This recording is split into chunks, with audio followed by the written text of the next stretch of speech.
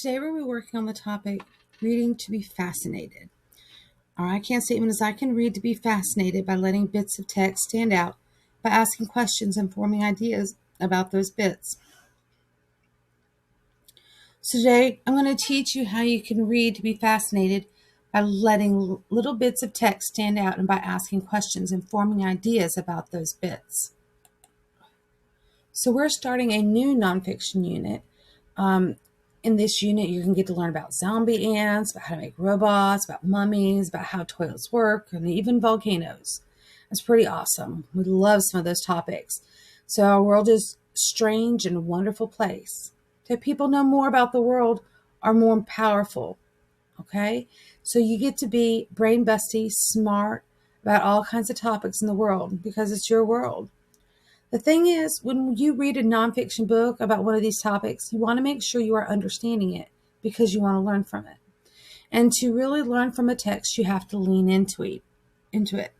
Readers, when I choose to be fascinated while I read, one thing I do is I let bits of text stand out to me. I pause to think and wonder about them and have ideas. So right now, I want you to watch me get started reading a nonfiction book. And I want you to be prepared to let me know if you think I'm reading it in a way that lets me be fascinated. Okay? So follow along as I read The Mummies. Here is my book. Let's look at this book and the title. So the title is Mummies. Okay. Here's the title page. Mummies. Table of contents. Whoa, mummy. A farmer is working in a swampy land. His shovel hits something hard. He uncovers a blackened body. Right there.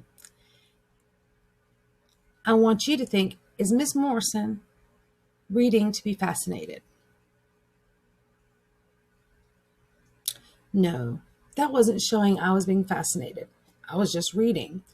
So let's go back and we're going to read to be fascinated. Okay.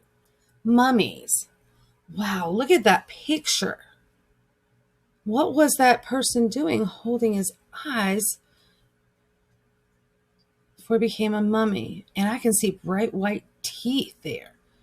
Do the teeth stay attached? I don't know. So let's move on. Wow, look at this title page, Mummies. Look at this. This mummy looks very different from that mummy. Why did they look different? And why is he wearing what looks to be clothing? Okay. Here's my table of contents. Okay.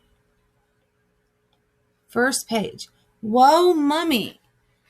A farmer is working in a swampy land. His shovel hits something hard. He uncovers a blackened body. Oh my word. If I was working in a field and I was with the shovel hit something hard and I see a blackened body like that, it would really freak me out. I wouldn't know what to do. I'd probably scream really loud and go running. I'm also going to look at this picture to the side. This is the man that was found in the swampy bog. This is what the guy hit. That is freaky. Look, I mean, you see this body looking like this and it has hair on it. You know, when I think of mummies that I've seen in movies or other cartoons and stuff, a mummy doesn't look like this. This looks very different from the mummies I'm used to seeing. You know, they're wrapped up in white gauze and stuff. This is very different. It's kind of spooky. So hopefully you saw the difference. In the first time I read it, I was just reading it to read it.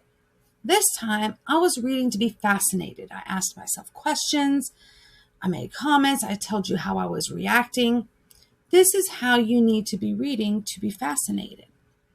Okay, so you are going to continue this in your group. I'm going to put students in groups in their breakout room, and they're going to read just this last part right here of this is pages 4 and 5. Read this last part and look at the picture. And I want you together to read to be fascinated. What questions do you have? What are your thoughts? What are you thinking while you're reading? And then when we're done with that, we're actually going to move on to your discussion, where in the discussion group, you are going to tell me something that fascinates you about what you read in that paragraph.